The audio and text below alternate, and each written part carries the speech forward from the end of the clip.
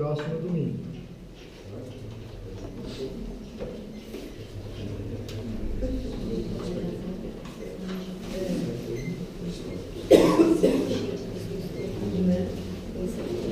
A lição não é tão confortável, né? Mas a palavra de Deus sempre nos conforta, né? Prezados irmãos, estava estudando e apliquei primeiramente para mim essa lição, e a um certo grau talvez não seja aplicável para nós, porque nós cuidamos, né? Precisamos cuidar mais ainda, mas nós cuidamos dos outros. Essa igreja cuida dos outros, um do outro, né? Basta lembrar alguns testemunhos. Eu lembro aqui um testemunho de uma irmã que disse, ela esteve doente, passou por uma cirurgia complicadíssima, e ela disse: recebi muitas visitas. Já faz aí o quê? Uns 4 ou 5 anos, a cunhada do pastor Pedrinho. Recebi muitas visitas, né? E os irmãos orando na igreja, orando. Há pouco tempo, visitando um irmão, ele disse: eu sei que a igreja está orando por mim, estava enfermo, eu sei que a igreja... E aquilo nos passou uma confiança tremenda. Então, mais ou menos confortável com relação a essa lição. Mas vai ser sempre útil nós refletirmos e aplicarmos na aula para os nossos alunos. Bem? A responsabilidade de cuidar uns dos outros. O que é responsabilidade? Responsabilidade é obrigação, responsabilidade é dever. Umas notas introdutórias. Os irmãos estão já visualizando aí que os textos bíblicos fundamentais, que é o texto áudio e o texto de referência, é com base em 1 Coríntios 12, 14, 25 a 27. O corpo humano como exemplo nesse texto e como exemplo na lição de hoje. O corpo humano não tem melhor exemplo que esse, né? Não tem maior simbolismo que esse. É a cabeça que comanda. Se eu ando, é porque porque minha cabeça deu ordem para eu andar, né? Se eu me sento, a cabeça que comanda. Não é isso?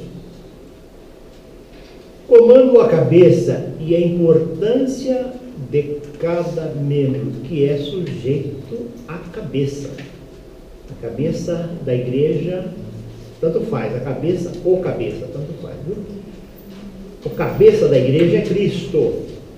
E nós membros estamos sujeitos ao seu comando. É assim, não é? É isso mesmo, né?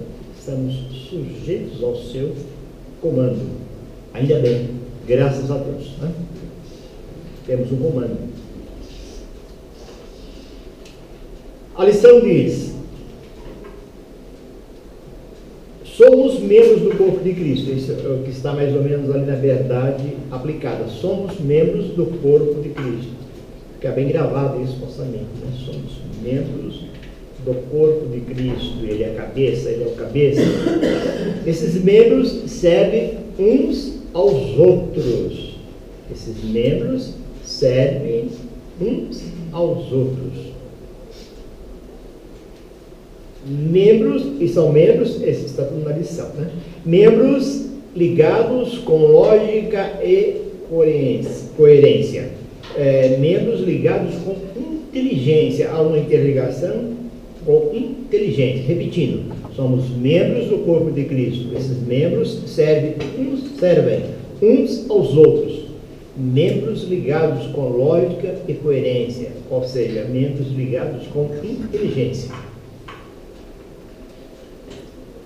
Verdade aplicada: como membros do corpo de Cristo, temos que estar comprometidos com a responsabilidade, ou com o dever, é obrigação de cuidar uns dos outros. comentário de Henry, nós utilizamos bastante, né? Os comentários de Henry, toda vez que nós examinamos as escrituras, porque é um comentário devocional, não é um comentário crítico. Não que os comentários críticos não sejam interessantes, são, mas esse é um comentário devocional, por seis volumes, e ele diz: quão abençoada seria a igreja cristã se todos os membros cumprissem esse dever, cumprissem essa responsabilidade. Igreja abençoada é aquela que cuida uns dos outros. É por isso que nós somos abençoados, né? Não tem a menor dúvida que somos abençoados.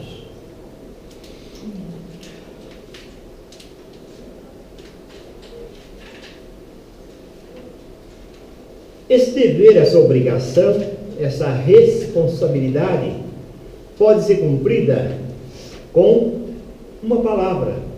Eu posso estar cuidando do meu irmão, da minha irmã, com uma palavra, com um gesto, ou com, aqui eu vejo que é o mais importante, com não fazer. Se aquilo que eu faço entristece o meu irmão e eu posso deixar de fazer, é lícito eu deixar de fazer, então eu deixo de fazer. É um não fazer. Tão fácil, né? Tão fácil que às vezes nós queremos que as pessoas pensem igual a nós, né? Não, eu como um ajudador tenho que fazer o possível para não fazer aquilo que ofende o meu irmão. Cada um de vocês tem uma coisa que pode ofender se um irmão fizer. E às vezes não é pecado.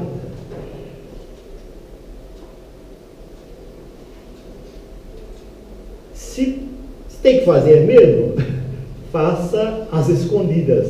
Não faça diante do irmão mais fraco. Eu podia dar um exemplo aqui. Não é atual, mas é um exemplo. Lá onde nós estávamos, lá na igreja, eu percebi que tinha irmão que ficava chocado, triste. E aí eu não ajudava ele, né? Se ele soubesse que você foi na praia, não que seja pecado na praia, mas ele ficava triste se você deixou o culto para ir para a praia. O pastor João Caetano estava falando sobre praia, deixar o culto para ir à praia. Eu lembrei disso aí. E não era só um, era mais de um. Então, se tiver que ir para a praia, que não é pecado, né? Depende também, depende. A intenção tem que ir e não contar para ninguém. Isto, porque pode entristecer meu irmão, né?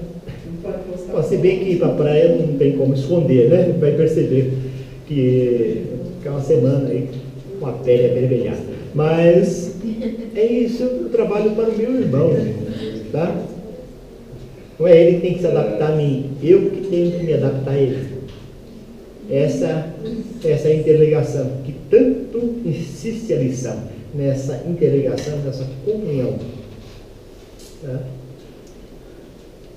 Há uns tempos atrás, um irmão lá na cidade interior, eu a trabalho, e ele pediu, se fosse possível, que eu não andasse de óculos escuros e nem de calça jeans, porque os irmãos da cidade não achavam conveniente. Já faz um certo tempo também, né?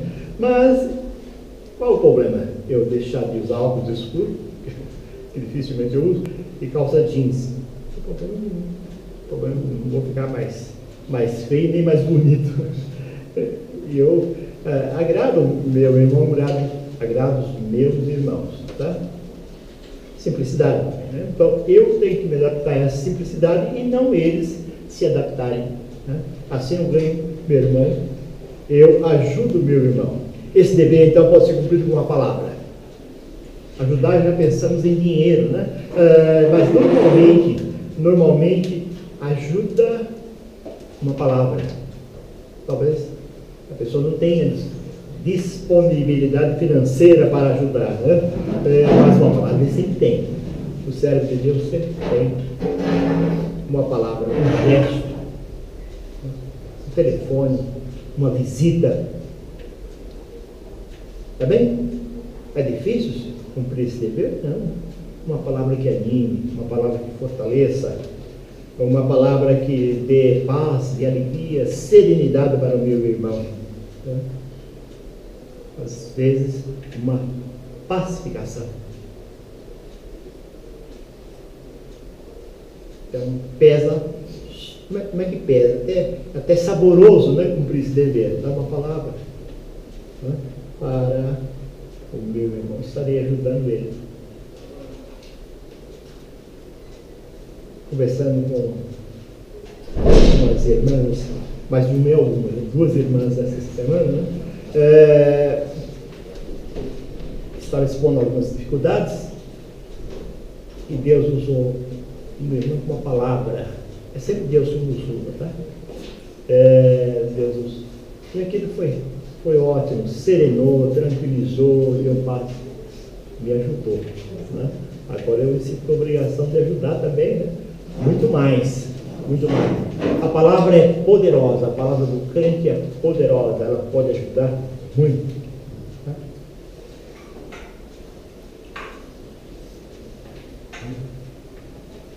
Introdução. Todos os membros do corpo de Cristo têm a responsabilidade de cuidar e servir uns aos outros. Não é tarefa apenas dos que lideram ou fazem parte do ministério da igreja local, isto é, pastores, presbíteros. Não, essa é tarefa de todos nós. Mas é responsabilidade de todos que têm o Espírito Santo. Uma ligação lógica. Você tem o Espírito Santo, então você cumpre essa tarefa. Indicador que você tem o Espírito Santo, um sinal exterior que você tem o Espírito Santo é quando você ajuda o teu irmão. E essa ajuda, já falamos, né? Pode ser simples.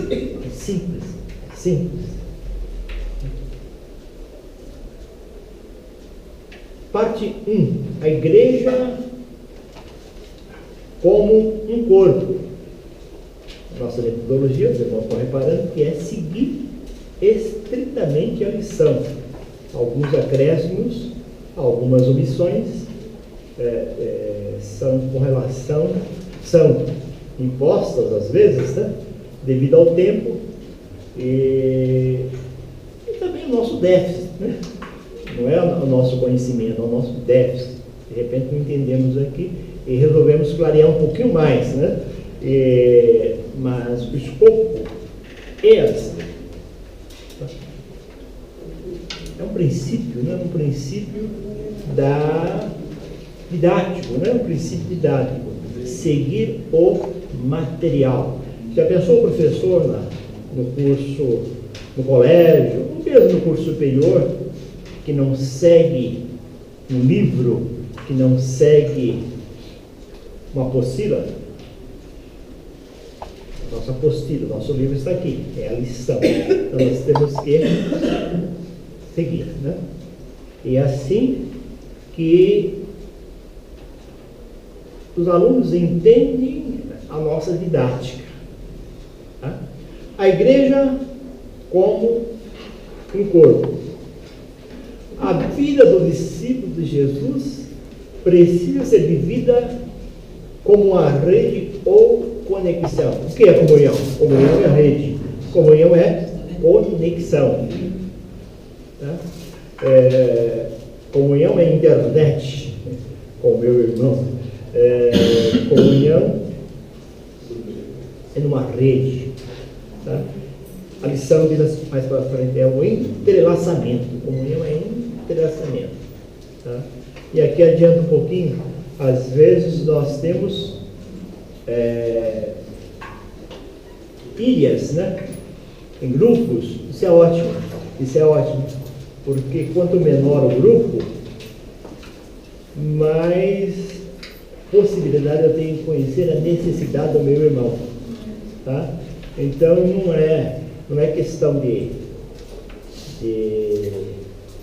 simples ilhas como diz aí no jargão popular, não é questão de panela, é que é o grupo, né? Eu me identifico muito com aquele grupo que atende a necessidade, eu posso atender com maior facilidade a necessidade daquele grupo, né? Fica mais fácil. Então, não é pecado você se juntar a um grupo, tá? Jesus tinha um grupo predileto entre os 12, né? Ele tinha um grupo predileto, sim ou não? Com toda certeza, tá?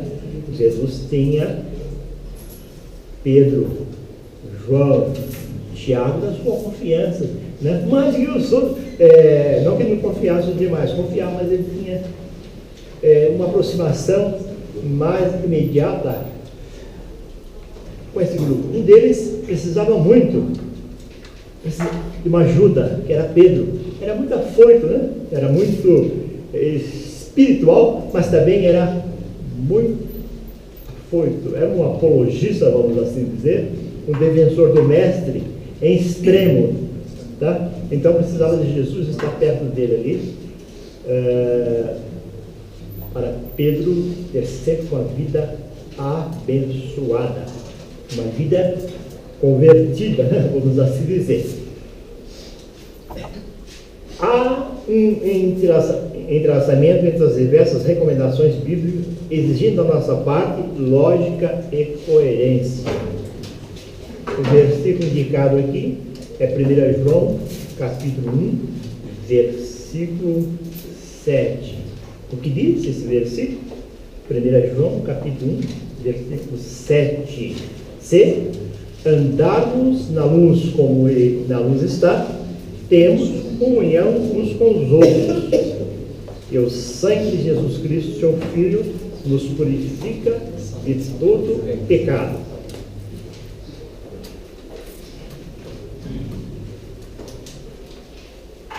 Obrigado, irmão Leão. Que abençoe, viu?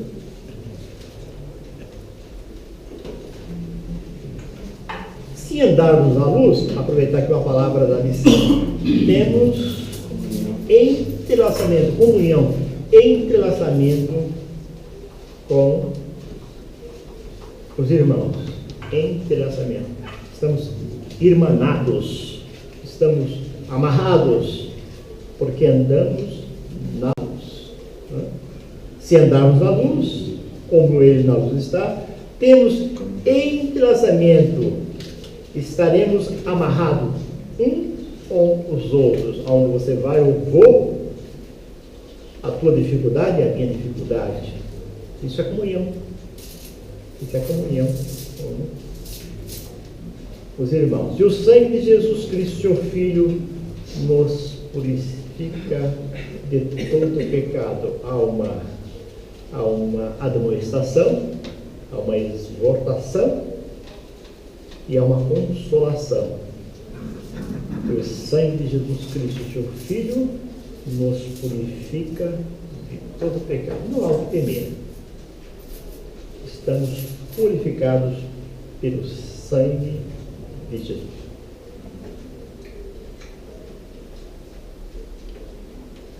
A parte 1 é a utilização do termo em sentido figurado, né? O título ali está igual ao título anterior.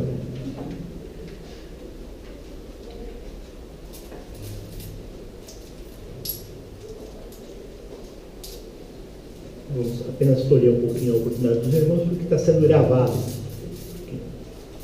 De repente o que o irmão fala não vai ser gravado, né? Então por isso que a gente toca um pouquinho. E não ficamos muito à vontade, tá? Porque nós sabemos que tem um grupo diversificado que não devemos nem chamar a atenção dos irmãos hoje. Tem um grupo diversificado. Mas fiquemos em comunhão, irmãos, ficamos aqui entrelaçados nessa lição que Deus vai abençoar, tá? Nesta parte da lição, não sei porquê, os editores sabem, né? Ele diz que Platão, Filo e José, entre outros, usavam nas suas realidades nas suas explicações sobre as realidades do mundo, da vida, usavam o corpo, né? Usavam uma simbologia do corpo, usava a simbologia do corpo. Platão, que é no tempo do profeta Abacuque. Platão é no tempo do profeta Abacuque. Tá? Filo judeu, tem 2 filos, né? Conhecidíssimos dos seminaristas, dos institutos bíblicos. Tem um filho da cidade de Larissa, chama-se filho de Larissa, tá? E tem filho judeu. Aqui está falando do filho judeu. E José, né? O único testemunho do tempo de Jesus fora do ambiente cristão foi de José, foi um. E assim mesmo, um testemunho bem tímido sobre Jesus, né? Ele apenas diz: existe um homem muito bom, só isso. Talvez temendo os romanos, né? Já que ele era judeu, mas era muito amigo dos romanos, né? O único testemunho fora do ambiente cristão, sem ser dos cristãos, sobre Jesus é de Flávio José, né? Então a lição desses que eles usavam, né? Os editores têm um propósito para mencionar isso, né? Talvez a título de informação, de conhecimento, tá? Mas nós temos na Bíblia, citado inclusive na lição, na parte azul, que é a lição do professor, 1 Coríntios 12, 26. Assim como Platão, filho, José, Paulo, usou também aqui, né? Ele diz: se um membro padece, todos padecem com ele. A lição fala que Platão machucou o dedo e disse: meu dedo não está machucado, eu estou, mais ou menos assim, né? Eu estou dolorido, não meu dedo está dolorido.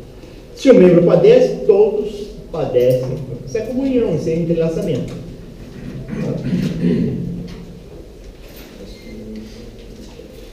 2. A igreja, corpo de Cristo.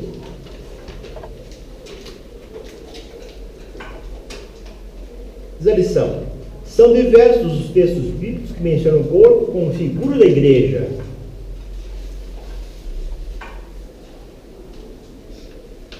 São diversos os textos bíblicos que mencionam o corpo como figura da igreja, identificando-a metaforicamente. Palavra difícil, né? Para o público não estudante, né? Metaforicamente significa simbolicamente, né?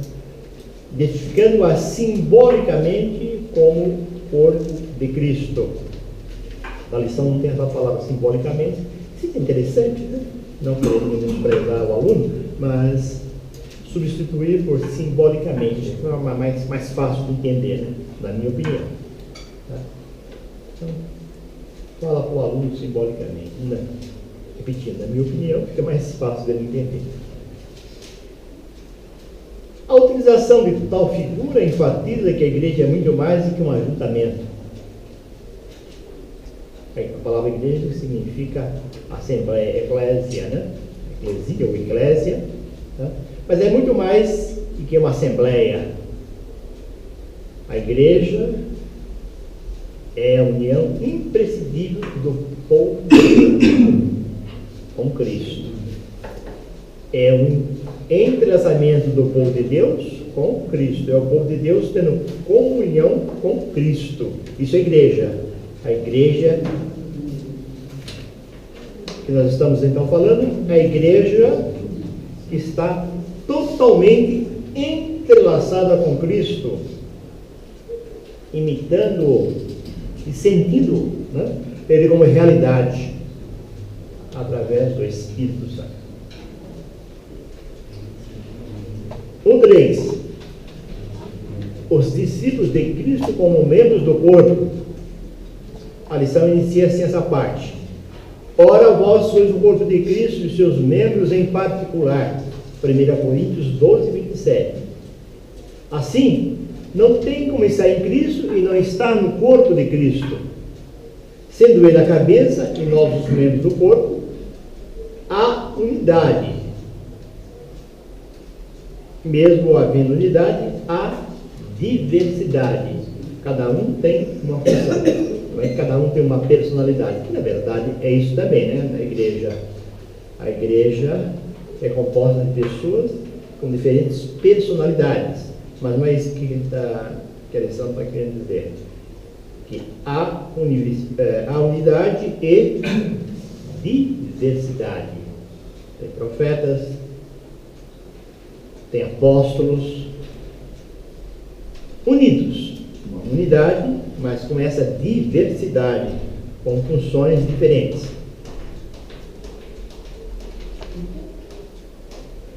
A parte 2. O dever de cada discípulo de Cristo. Para nós parece até óbvio que está sendo comentado, que foi escrito aqui. Mas é interessante refletir, principalmente os crentes mais antigos, né? Refletir sobre isso. O dever de cada discípulo de Cristo. Passar isso para o aluno. Né? O que eu vou falar para vocês é óbvio. Vocês talvez conheçam, mas nós vamos refletir, vamos meditar. Nunca podemos desprezar essas informações, essas admoestações, por mais conhecidas que sejam, por mais óbvias que sejam. Tá? Lembrar, diz a lição, na parte 2, lembrar da pergunta que Deus fez a Caim, né? Onde está Abel, teu irmão? Qual foi a resposta de Caim, irmãos? Antes de nós. Não sei. Não sei. Como é que está o irmão fulano?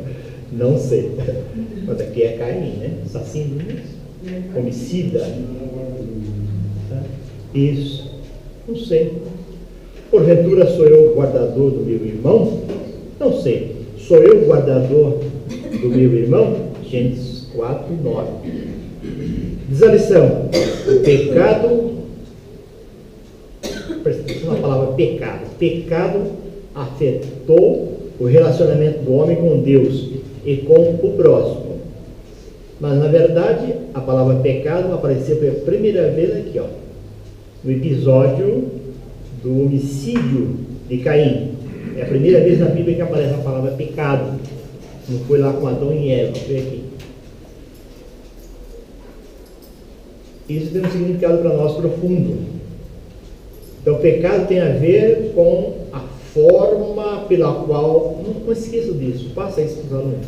Não está na lição, mas é interessante passar a lição, nos atrai para isso, já que ela comentou sobre o pecado de Caim. O termo pecado aparece então pela primeira vez em Gênesis 4 e 7, no episódio de Caim e Abel, e tem a ver com a forma...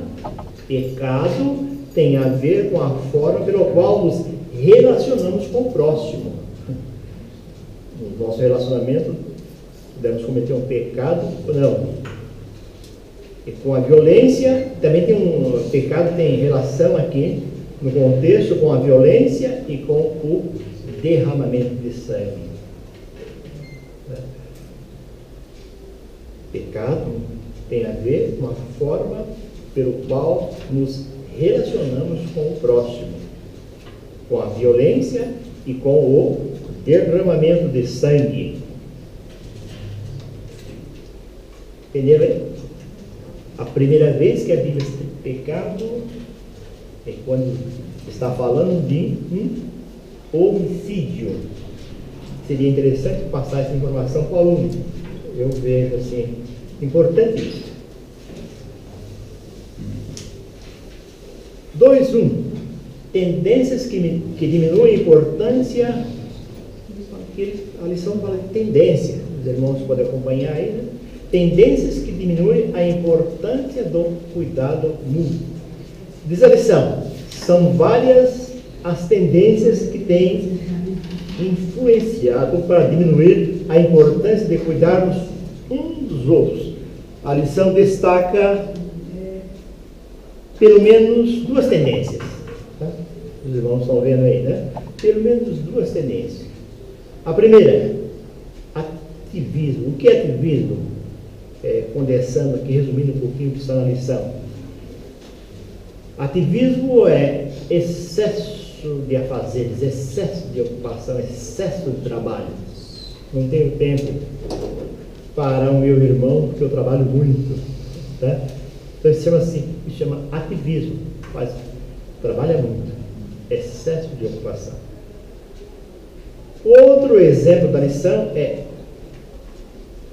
outra tendência da lição é individualismo. O que é um individualismo? Resumindo o que está na lição, é o interesse por si mesmo. Ativismo, excesso de ocupação. Individualismo é interesse por si mesmo. Eu acho que são ligados, o ativismo e o individualismo. Tá? Interesse por si mesmo. Seria mais ou menos assim.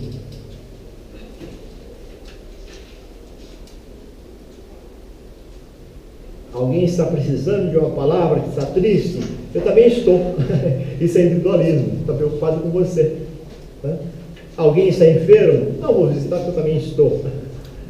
Podendo, né? Mesmo enfermo, mesmo se arrastando, pode visitar, né? Deve visitar, né?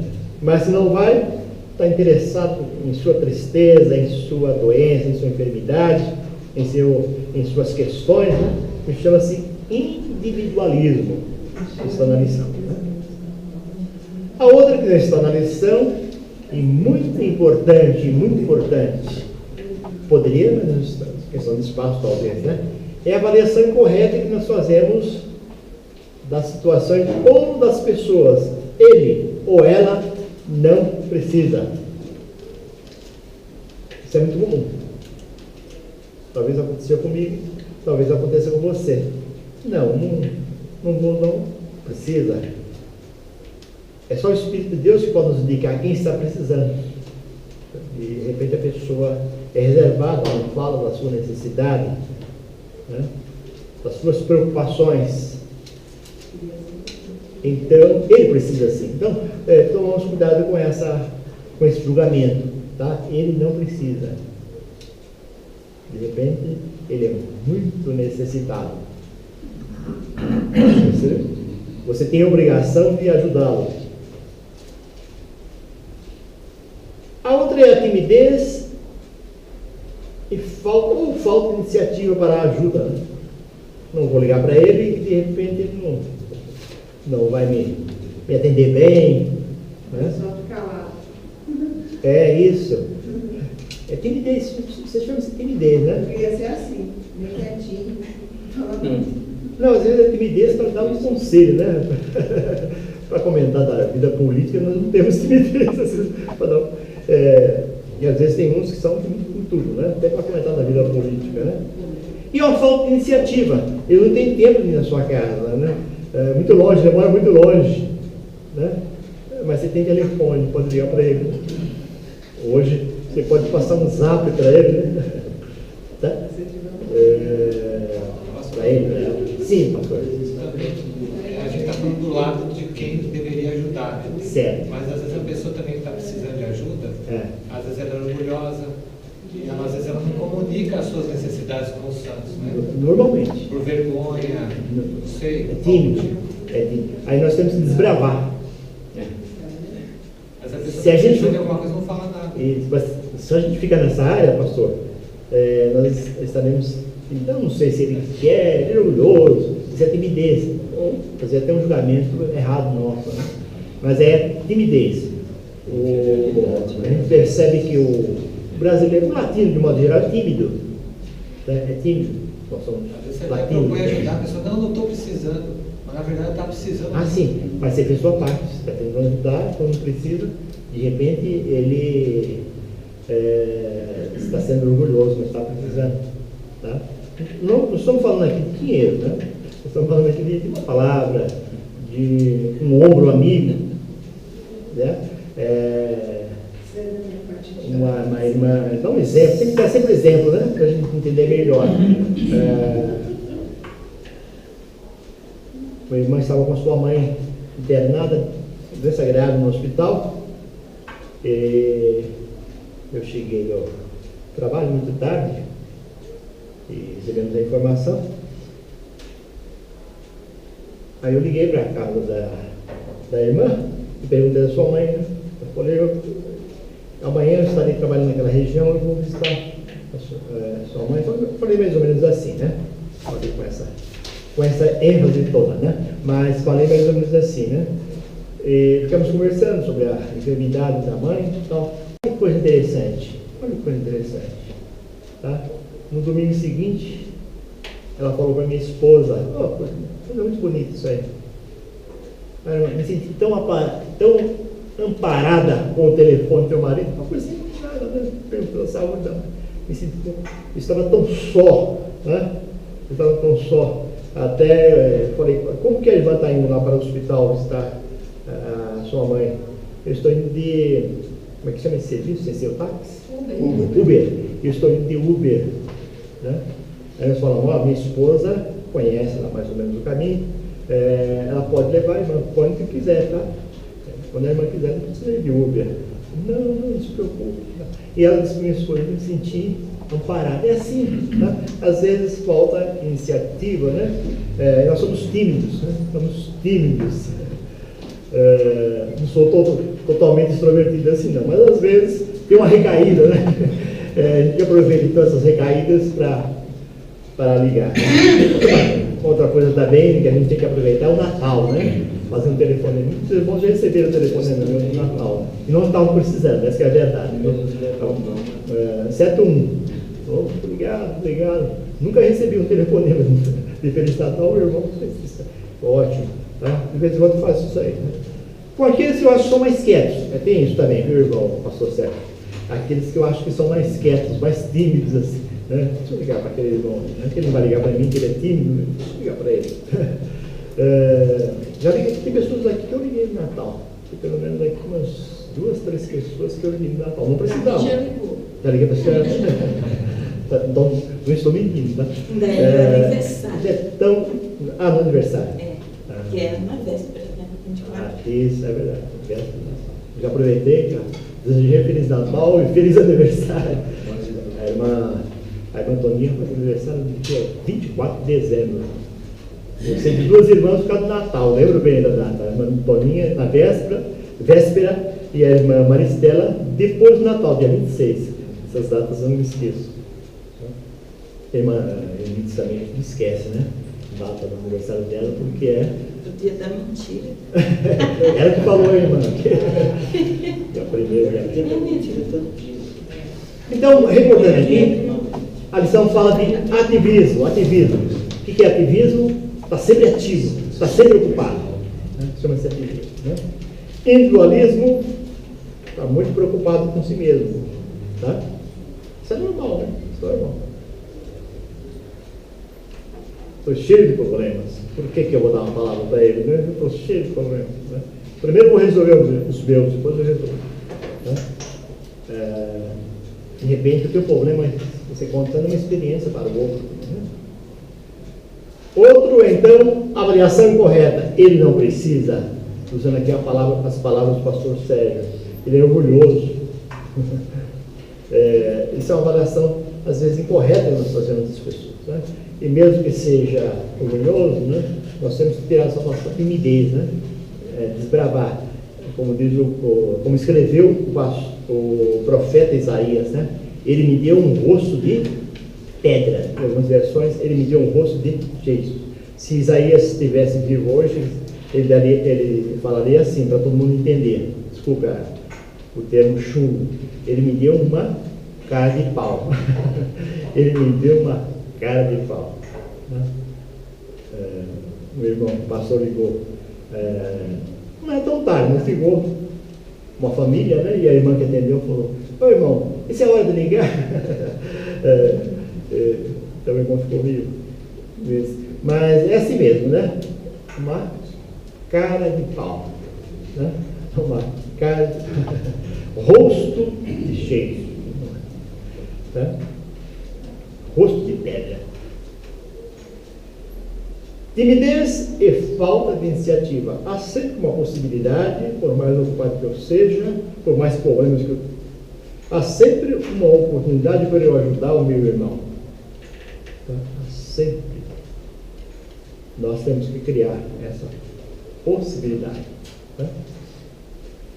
Posso usar o meu irmão? Então é importante, né? Não sei, os irmãos, mas para mim é a pessoa ligar, feliz aniversário, né? Bonito mesmo, né? Feliz aniversário, né? Eu, dia 15 de outubro, vou falar para os irmãos aqui, todos. Feliz dia dos professores. Vocês vão se sentir bem com isso. Bom ou não bom? Ou não? Pode ser tímido. Não sou professor. Tem professores. Né? A Antoninha tem esse costume. Não sou professor. Professor. Assim, né? Tá? Então, me lembre dia 15.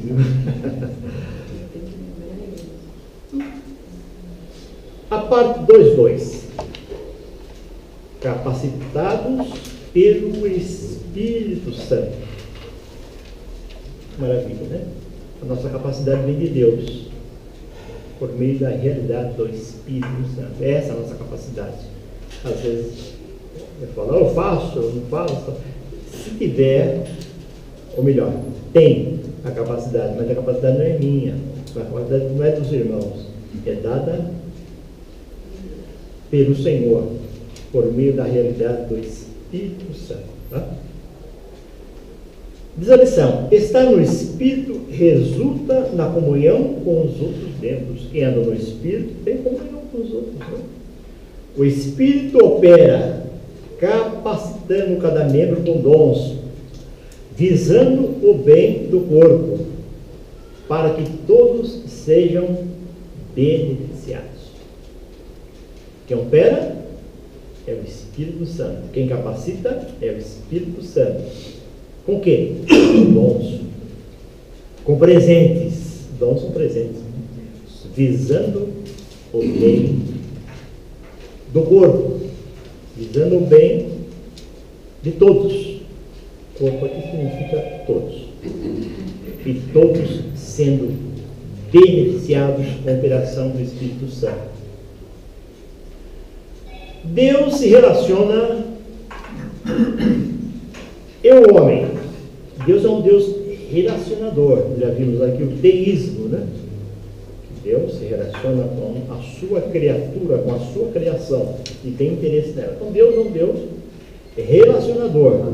Deus é um, como diz a apostila, ou as apostilas, podemos assim dizer, dos seminários, né? Deus é um Deus relacional. Se relaciona. E o homem, criado à sua imagem e semelhança, também é um ser relacional. Isso você sabe, né? O homem é um ser relacional. Portanto, ele está voltado para o outro. Está voltado para o outro. Nessa sua natureza ser relacional, porque foi criado à imagem, pode haver certos, vamos dizer assim, certas reinos, né? Certas dificuldades, mas ele é por natureza um ser relacional, assim como Deus é um ser relacional. O homem é um ser relacional. Quer dizer isso? Que assim como Deus está voltado para a sua criação, o homem está voltado um para o outro. Assim, por natureza, depende um do outro. Por mais que o homem diga que não depende de ninguém, às vezes nós ouvimos, crente não, mas nós não ouvimos, não precisa de ninguém. Todos nós precisamos um do outro. Né? Não existe isso. Isso é uma falácia. Tá? Porque o homem é um ser relacional. Mesmo aquele que vive isolado, ele precisa se relacionar. E ele se relaciona. A Discovery fez, foi a Discovery, não tenho certeza, ou foi a NetGeo, acho que a NetGeo fez uma matéria de um homem aqui no Brasil, que vive isolado. Mas ele estava vestido. Ele tinha alimentos na barraca dele, no meio do mato. Ele tinha alimentos. Ele depende de alguém para vender o alimento, ele depende ele estava com roupa, né? Depende de alguém para fazer a roupa. Então, o homem, ele é dependente um do outro, ele é relacional, tá?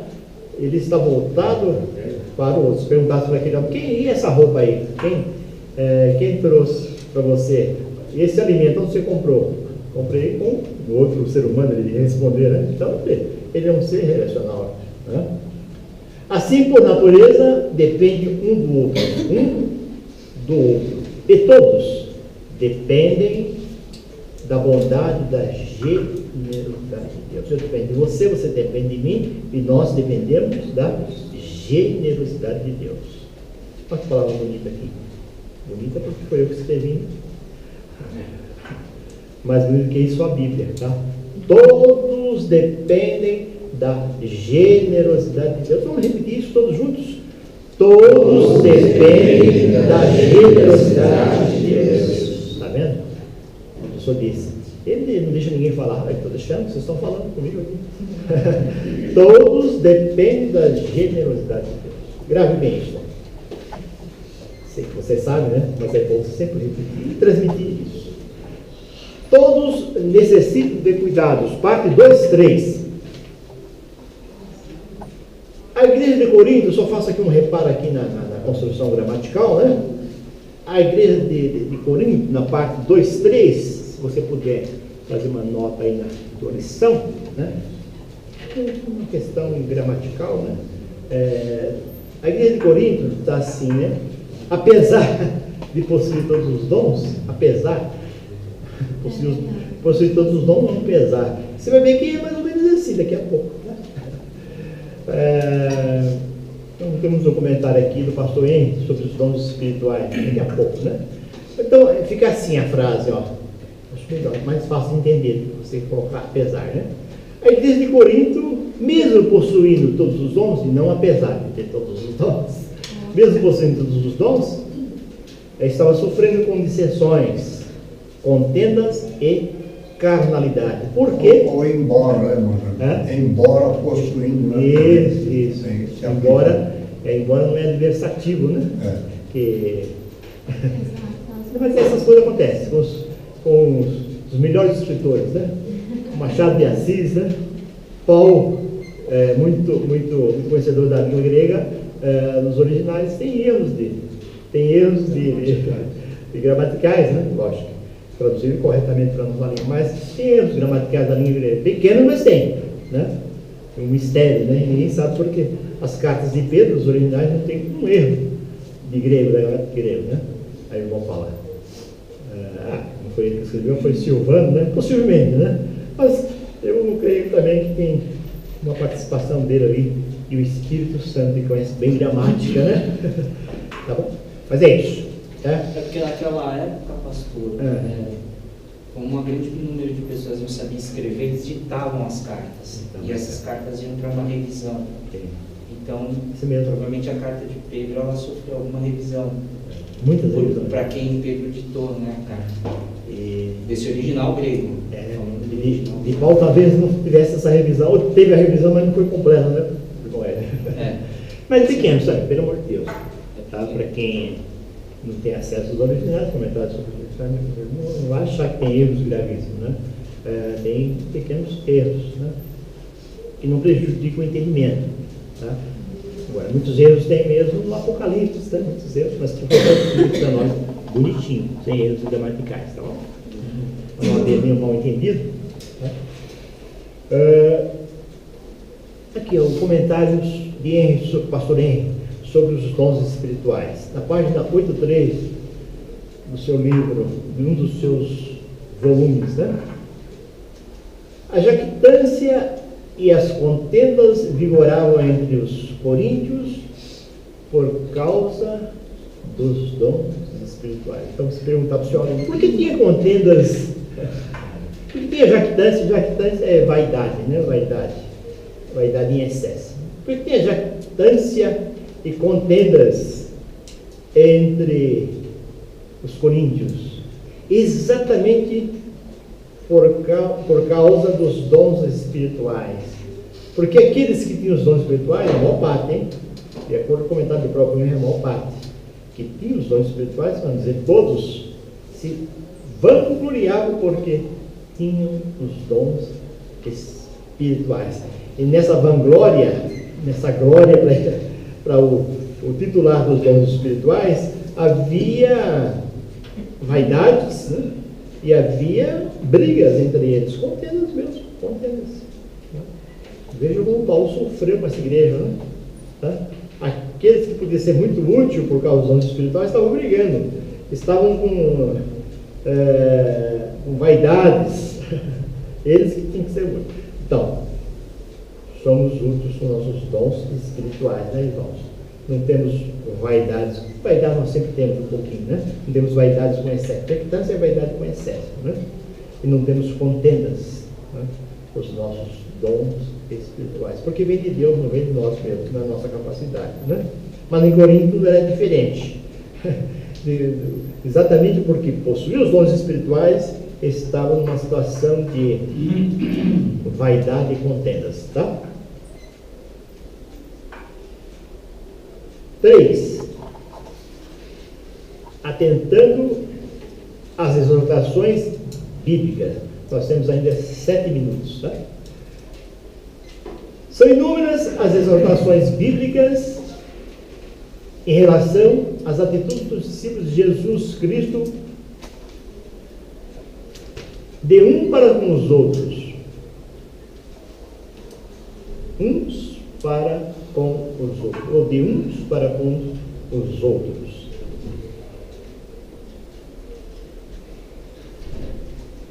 São inúmeras, em outras palavras, é um número expressivo de versículos bíblicos, versículos da Bíblia, que falam sobre a atitude dos discípulos de Jesus no relacionamento de uns para com os outros. A lição menciona aqui, indica aqui, ó. Ela indica, não menciona, indica 10 versículos. Tá? O primeiro dele é Romanos 12, 10. Tá? Os textos bíblicos, esses 10 versículos indicados pela lição, são recomendações sobre a comunhão. Eu podia passar, não vai dar tempo ler esses 10 versículos, talvez apenas o primeiro aí, Romanos 12, 10, né? Na classe, mas se diz que esses versículos são recomendações sobre a comunhão, a partir do amor de uns para com os outros. Olha aqui, o que é importante, uma atitude de honra. Todos esses versículos, você tem que ter esse relacionamento com o seu irmão, uma atitude de honra ao seu irmão, né? Em um dos versículos diz Paulo: considerai os outros superiores a si mesmo. Como diz o pastor Bittencourt, uns tempos atrás, considerar os outros superiores a si mesmo é considerar os outros com honra. Amor fraternal. Tá? Amor fraternal é honra, né? Ter amor fraternal é honra, né? Tá? Amor de filéu é uma honra, né?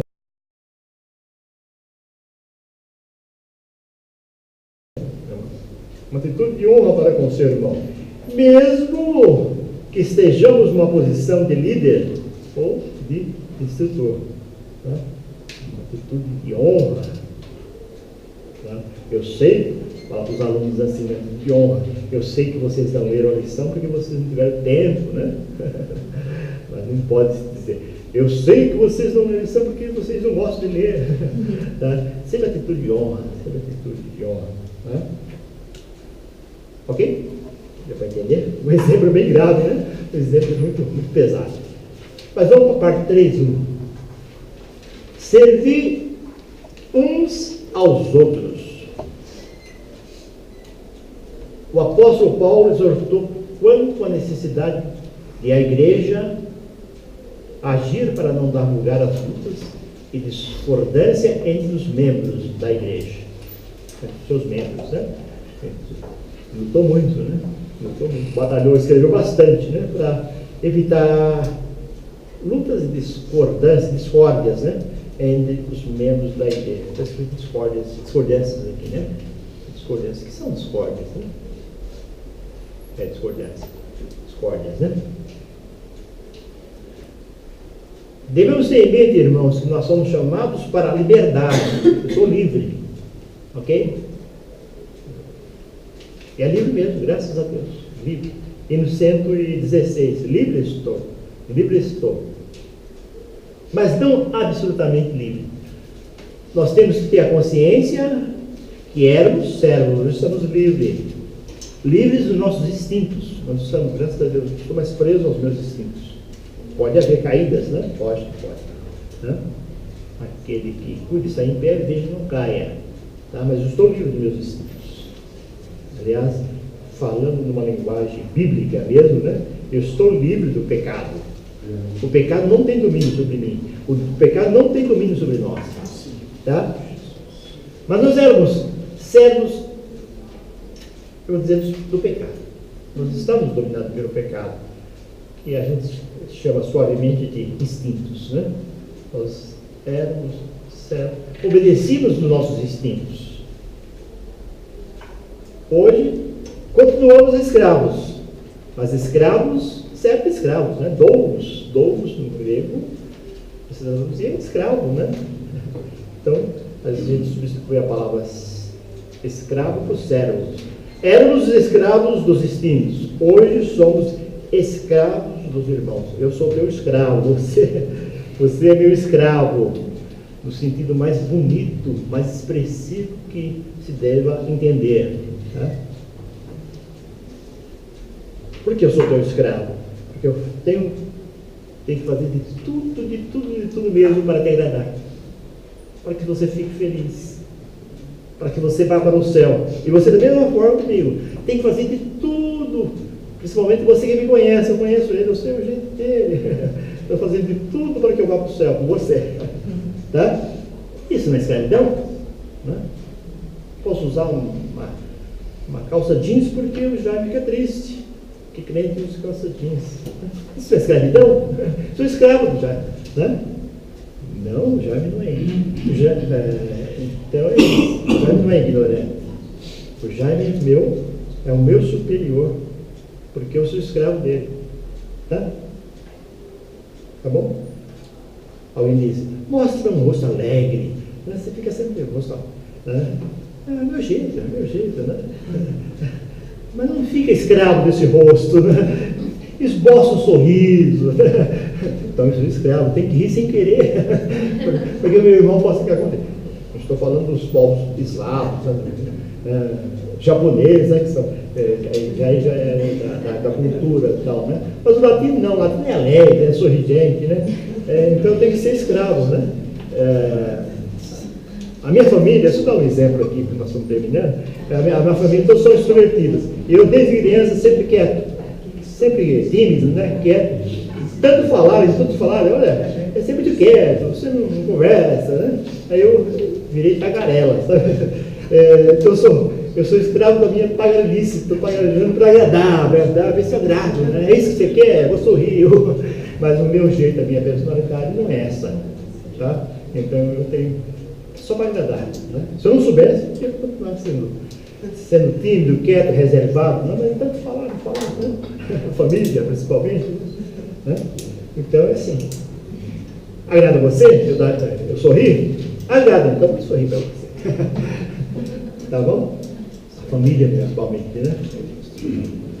Tá bem? Paulo chegou num extremo, né, irmão Jaime? Se meu irmão se escandalizar, nunca mais comerei carne. Estava disposto até. Vou virar vegetariano por causa do meu irmão. Isso é escravidão, irmão? Você é escravo. Né? Escravo. Passando aí com a minha timidez, o irmão, um tempo atrás aí na cantina, o irmão, eu passei saldeira. Faz o senhor, irmão. Ô, irmão, nem que dá um abraço, nem. Isso, né? Falei, mas não pensei, né? Não sou muito de abraçar o irmão, mas vou dar um abraço, meu irmão. Qual o problema? Não vai me fazer mal esse abraço, né? Muito pelo contrário, né? É assim, né? Somos escravos uns dos outros. Pastor, Tá? se me permite, um breve testemunho, e nós não devemos perder as oportunidades que o Espírito Santo nos dá de falar com alguém ou de ser. Como nós mudamos há pouco tempo, rapidinho. E teve um culto de terça-feira que a pregação do pastor Arthur foi sobre Abraão, sair da sua terra. Né? Eu lembro que eu chorei muito no culto, com saudade e tal. No final do culto, uma irmã chegou perto de mim e falou assim: minha irmã, durante todo o culto, eu só pensei em você. E o Senhor me impulsionou a orar pela sua vida.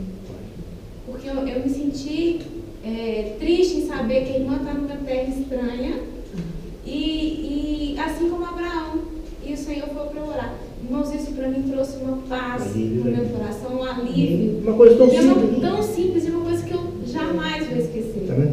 São lições, né? São lições. E eu aprendi também a sempre me dispor com o outro. Porque eu não sei qual que é a necessidade dele. A empatia é exatamente isso, se colocar no lugar do outro. É verdade. Né? E a gente aprende muito nessa troca. Né? E irmãos, isso é de Deus, né? Muito bem, que a irmã falou. Mas se o irmão tiver alguma dificuldade em relacionamento, nós temos aqui a doutora, tá? Psicóloga aqui, que pode facilitar as coisas também, viu? Tá? Eu não consigo me relacionar, né? Tenho timidez. Ela vai dar um remédio aí para você, tá? Para curar com timidez, tá? Eu preciso. Você sabe, eu preciso às vezes, né? Ter mais iniciativa, deixar essa timidez, tá? Agradar o meu irmão, tá? Leve isso para casa hoje. Sou escravo do meu irmão, sou servo do meu irmão. Tá? Você pode gravar isso? Levar isso para casa?